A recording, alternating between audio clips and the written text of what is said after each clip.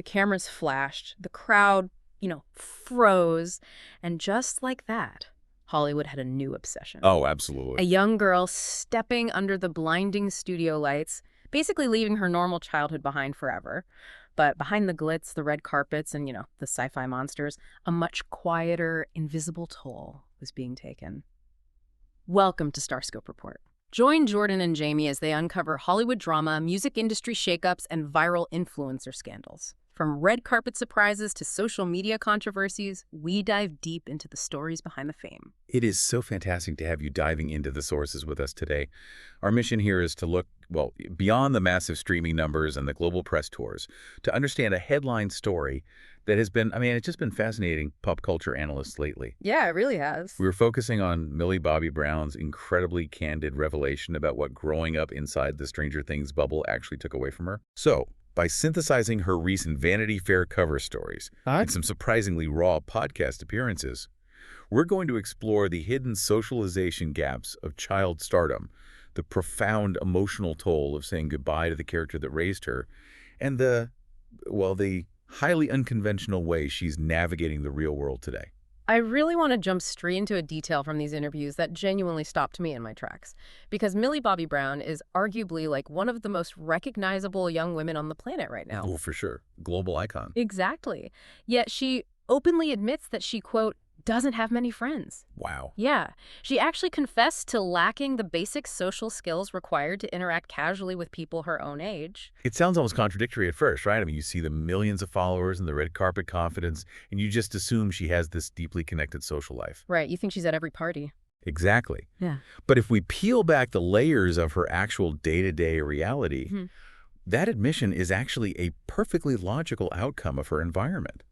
Because she was cast as 11 when she was, barely 11 years old? Yeah, just a kid. From that moment forward, her formative years were completely removed from the standard adolescent proving grounds. There was no crowded school cafeteria, no locker room gossip, no neighborhood hangouts. Nothing normal. Right. Her entire developmental environment was a highly controlled, super high-pressure television set. I was reading through the transcript of her recent appearance on the Happy, Sad, Confused podcast, the one they recorded live at the 92nd Street Y in New York, and she painted this incredibly vivid, almost surreal picture of her social circle.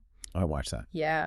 She pointed out that she grew up almost exclusively around men over the age of 40. Right. The crew. Exactly. Right. We're talking about camera operators, lighting directors, grips. So think about your own middle school or high school experience. The slang you used, the casual conversations you had. For her, that entirely vanished. Totally gone. She said her whole social vocabulary was replaced by things like, where's the grip? Let's grab a ladder. That vocabulary shift is such a brilliant window into her psychology. She became fluent in lens changes and ladder logistics because that was the currency of communication in her world. Yeah.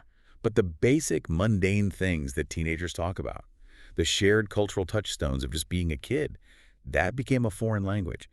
And what is truly fascinating is how this deficit manifests when she is out in public today. Oh, the fan interaction. Yes. She mentioned that when fans who are her exact age approach her on the street and excitedly yell her name, she literally freezes. Her nervous system just short circuits. Really? She freezes up? Yeah. She goes, ah, because she just doesn't have that mental file folder for how to navigate a peer-to-peer casual encounter. Which makes you wonder, if your entire childhood is scheduled down to the minute by daily call sheets, how do you even learn the concept of just hanging out? You don't. You really don't. It feels like she was raised in a high-stakes corporate boardroom instead of a playground. Like, you might know how to conduct a multi-million-dollar production meeting, but you have absolutely no idea how to navigate recess. That corporate boardroom analogy hits the nail on the head. And, we can't ignore the intense, often hostile public scrutiny that surrounded this makeshift boardroom.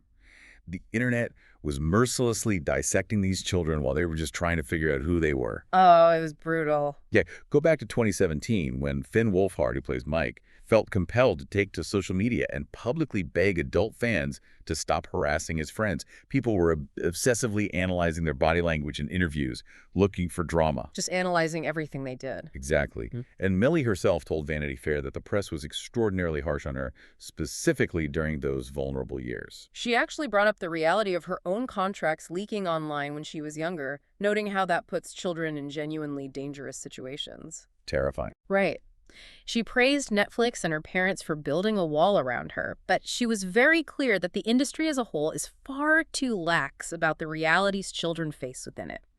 And she drew a really stark contrast with her new husband, Jake Bongiovi. Oh, this is an interesting comparison. Yeah, she described him as this ultimate social butterfly. He got to go to boarding school, he went to college, he hit all those traditional developmental milestones. Now he's the one gently pulling her into what she jokingly calls her social era. Which perfectly explains her heavily guarded approach to relationships. She explicitly told Vanity Fair, "I don't allow many people into my life, and when I do, I think it should be super moderated." Super moderated, wow. Yeah, that is a textbook survival tactic. Yeah. I mean, when the world commodifies your childhood and treats your awkward teenage phases as public entertainment, keeping a fiercely protected, tiny inner circle isn't just a preference.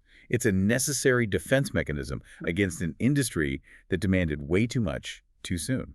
If you're loving these Hollywood twists and looking behind the curtain of fame, make sure you're subscribed. We've got even crazier stories ahead in this deep dive. Because wait till you hear what came next. Breaking out of that protective bubble led to a surprisingly dark emotional spiral that no one saw coming. Exactly, because that heavily guarded inner circle we just discussed was entirely anchored to one specific physical place, the set of Stranger Things. Right. So what happens when that set is dismantled for good? The upcoming wrap of the final season carried a monumental emotional weight for her. This wasn't a standard Hollywood wrap party where everyone hugs and moves on to the next audition. No, the emotional toll she described was genuinely staggering. The headline here is that finishing the show sent her into a severe emotional slump and a deep depression for an entire month. A whole month. Yeah, she said she spent the whole month of January just sobbing. She was sitting on the beach crying and frantically texting her castmates messages like, "We're still friends," right?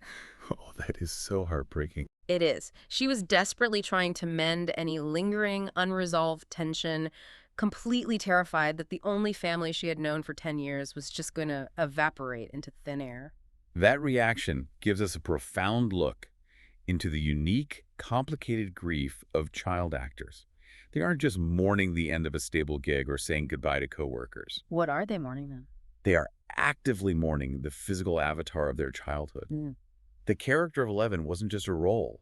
It was the vessel through which she literally experienced her own adolescence. She actually spoke directly to that blurring of lines. She admitted that Eleven's identity was a massive struggle for her because she was using the character to process her own real-life teenage confusion. Right, the wardrobe stuff. Yes. She talked about the wardrobe, like, was Eleven going to dress in Hopper's oversized flannels? Was she going to lean into a grunge look or try to be more feminine? Millie said she had no idea what she wanted to look like in her real life, so she literally downloaded her own personal confusion into the character's aesthetic. That is so wild. Yeah. So when your identity is that entangled with a fictional person, how do you even begin to separate yourself once the director yells cut for the final time? It is incredibly difficult. And, it explains why her final scene with Finn Wolfhard was so raw. She confessed that her tears in that scene were completely real. It wasn't Eleven saying goodbye to Mike. It was Millie saying, "Thank you for raising me," to her scene partner of 10 years. Wow. Yeah, that profound blurring of character and reality is exactly why she felt this frantic need to hold on so tightly at the end. And she held on physically, too, not just emotionally. She admitted she walked away with a massive haul of set items. She took a lot of stuff. Like, a lot. She took her iconic pink dress from Season 1. She took the bald cap. Wait, she kept the bald? She kept the bald cap. She even took the sensory deprivation wetsuit, which she absolutely hates, by the way. She took her Converse, rings from Mike, and a framed picture of Finn that sat next to Eleven's bed on set. Think about the psychology of that, though. Taking a prop is normal for an actor, but gathering up your wardrobe, your shoes, personal framed photos from a bedroom set. It's like packing up your actual bedroom. Exactly. She wasn't just grabbing souvenirs, she was frantically trying to physically anchor the artifacts of a childhood she was about to lose access to forever. Which brings us to the massive debate about the show's highly anticipated finale. The Duffer Brothers swore her to absolute secrecy regarding Eleven's ultimate fate. Oh, secrecy on that set is legendary. Right. They even texted her to remind her that only the three of them actually know the truth. And this is where it gets incredibly interesting. She publicly stated that she firmly believes, or at least desperately hopes, that Eleven is alive at the end. And why is that? Because believing otherwise would send her right back into that January depression we just talked about. But hilariously, she noted that the rest of the cast, including David Harbour and Sadie Sink, all firmly believe Eleven did not survive. That is hilarious. Mhm. The fact that they are actively debating the mortality of this character off-screen underscores the intense emotional investment they all share. Yeah. But it's also important to note how she actively managed that heavy environment on set. Matt Duffer revealed a fantastic detail. He said she used to blast the Wicked soundtrack during production. The Wicked soundtrack. Yes. Specifically, she would demand they play the song Defying Gravity while she was suspended midair in a stunt harness pretending to fly. Okay, I love that visual so much. She said she did it partly because she genuinely loves musicals. She talked about dreaming of being Hannah Montana and loving Mamma Mia and Hairspray, but also because she knew it drove the Duffer Brothers completely crazy. Typical teenager move. Exactly. But the crucial detail Matt Duffer added was that the second the camera rolled, all that silliness vanished instantly. And she completely transformed back into this traumatized, superpowered child. That ability to snap from a singing teenager into a heavy, dramatic performance is a testament to the sheer professionalism she developed growing up in that environment. But, it also sets up a fascinating dynamic for who she's becoming as an adult. And later in the episode, we'll talk about the shocking twist nobody saw coming, how the ghost of 11 literally gave her a get-out-of-jail-free card with the law. Oh, that story is incredible because you would think that stepping completely out of that sci-fi bubble into the real adult world would be a massive, paralyzing culture shock. Sure. And in some ways it is, but she is also taking on adult authority in ways that might surprise you. Her transition into a producer and star, particularly with projects like Enola Holmes 3, reveals a completely different, highly commanding side of her personality. Yeah, she is simultaneously this badass action producer who insists on doing 90% of her own stunts, an animal rescuer running a massive farm, and a self-admitted Karen at restaurants. You have to unpack that. We will. But let's start with the action star part, because she is very serious about it. She explicitly stated she wants to be the female Tom Cruise. That's a huge goal. Huge. And he's actually a real-life friend of hers, though she noted she flew in his helicopter once, was absolutely terrified, and swore she'd never fly in his equipment again. Smart move. Right. But on set, she insists that actors shouldn't just let doubles do everything if they can safely learn the technique. She feels that physically executing the stunts allows her to act the scene more authentically. And her role as a producer on Enola Holmes 3 really highlights her stepping into her power. During filming in Malta, dealing with sweltering heat, she described her primary job for 2 months as fighting production to secure air conditioning tents for the cast and crew. She was fighting for the crew. Exactly. She was walking around demanding everyone wear SPF. She is actively taking on the responsibility of the entire set environment. She has explicitly stated that she does not tolerate negativity or bullying, insisting on a culture of kindness and clear communication. But she definitely knows her own boundaries now, too. Like, she straight up refuses to do night shoots anymore. Good for her. And she absolutely hates filming in the water. While filming Enola Holmes 3, she had to do a scene in the ocean right after a great white shark had been spotted nearby. She joked that she essentially drowned her co-star, Louis Partridge, because she was clinging to him in absolute terror during the take. That is terrifying. Alongside this high-powered, demanding Hollywood life, she has deliberately built a sanctuary for herself in Georgia. Oh, the farm. Yeah, she has been very clear that she will never live in Los Angeles, strongly preferring the isolation and stability of her farm. And when we say farm, we aren't talking about a couple of decorative horses. No. We're talking about over 25 animals. It is a full-blown menagerie. Like, she has 10 dogs living inside the house with her. 10 dogs inside. Inside. This includes a 3-legged rescue dog named Trouble, who had been hit by a car and abandoned at a vet clinic. She paid for the dog surgery and just took him home. That's amazing. And beyond the dogs, she has horses, pigs, sheep, chickens, and goats, including 2 goats she literally named Cardi B and Eminem. That is just brilliant. But why the farm, though? If you look at it psychologically, Animals don't care about Netflix algorithms. Very true. They don't care about Vanity Fair covers or box office returns. They just need to be fed and cared for. It provides a domain where she is simply a caretaker, which is a massive grounding counterbalance to an industry where she is constantly being scrutinized and catered to. That makes perfect sense. But that lack of a traditional upbringing also means her navigation of everyday social norms away from the farm can be surprisingly blunt. Very blunt. I was watching her Wired autocomplete interview, and she dropped this anecdote about driving that is just wild. She got her license at 16, and she said she's only been pulled over twice. During one of those traffic stops, the police officer walked up to the window, and she literally just rolled up her sleeve and showed him her 010 wrist tattoo, the one she got to match her character. And it worked. It worked. The officer just let her go. She used her global fame as a literal get-out-of-jail-free card. Wow.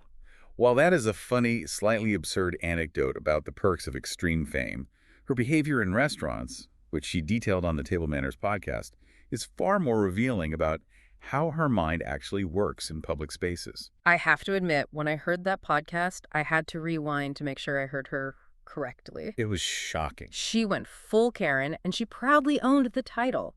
She admitted that she has zero patience when it comes to waiting for food. She looks up the menu in the car so she can order the second she sits down. Okay, that's somewhat normal.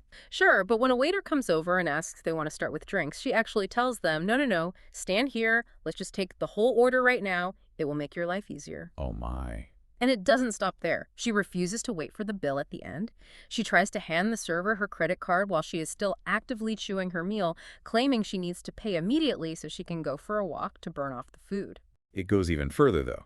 She openly admitted to leaving negative online reviews using a fake name if she feels the service is poor. A fake name. Yeah, she rationalized this by saying that her entire life consists of people criticizing her every move, so sometimes she feels justified in giving it back. She even recounted a story where an older woman in a store mistook her for an employee. When Millie found the actual worker to help the woman, the worker was dismissive, so Millie went online and left a bad review for that specific employee. That is insane. So how do we interpret this? Is her complete lack of patience at a restaurant simply the side effect of never having a normal childhood where you're forced to learn basic patience and social graces? Or is it the inevitable reality of someone who has been treated like the CEO of a multi-million-dollar television production since she was 11 years old? It's a great question. When the podcast host laughingly asked if she was, in fact, a Karen, she didn't even flinch. She just said, okay, I'm a Karen. There's always room for improvement. If you look closely at the underlying mechanics of that behavior, it all stems from an intense desire for control. Think about her existence since she was a child.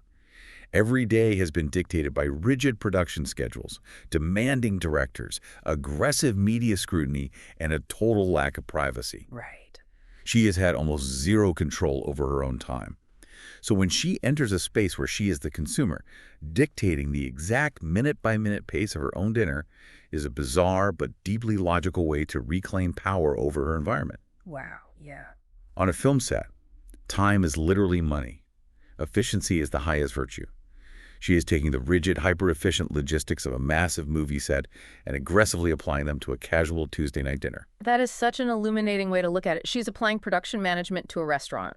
She even said in the interviews that she genuinely loves set logistics, figuring out who is traveling, how to adapt the shooting schedule when it rains. Her brain is wired for maximum efficiency. And speaking of reclaiming control over her environment, she made the massive decision to completely delete social media from her phone back in 2021. She hired a professional team to run her accounts to protect her mental health. Which is so smart. Super smart. She still writes the captions herself because she wants to maintain a connection with her fans, but she absolutely refuses to look at the comments. As she bluntly put it, she just doesn't care what people have to say about her life anymore. Which is an incredibly healthy, necessary boundary for someone who pointed out that she never actually set out to be famous. She just genuinely loved the craft of acting. Stay tuned and hit that subscribe button so you don't miss what's coming next. We are constantly pulling apart these complex layers of pop culture to see what's really driving the headlines. It really makes you pause and think about what this all means for us, the audience. We sit comfortably on our couches and binge watch these incredibly polished shows and completely invested in watching these kids fight sci-fi monsters. We do. But we rarely stop to consider that while they are entertaining us, they are systematically missing out on the foundational, everyday experiences of growing up. This raises an important question for you to reflect on long after this deep dive is over. When we consume child stardom so hungrily as entertainment, are we implicitly complicit in the loss of their essential life skills? We demand their performances, their global press tours, their constant availability on social media. But at what cost to their fundamental social and psychological development? Exactly. Millie had to hand her digital life over to a management team just to survive the mental toll of our attention. As we move into an era where the lines between public and private are even more blurred, how will the next generation of child stars survive an even more connected, invasive world? Will they even have a chance to learn what normal feels like, or will ladder logistics be the only language they ever learn? It's definitely something to think about the next time you see a 12-year-old smiling under the flashing lights of a red carpet. For sure. You've been listening to Starscope Report, where Jordan and Jamie uncover the stories shaping Hollywood, music, and pop culture. Thanks for tuning in, and don't forget to subscribe for more stories that keep the stars shining.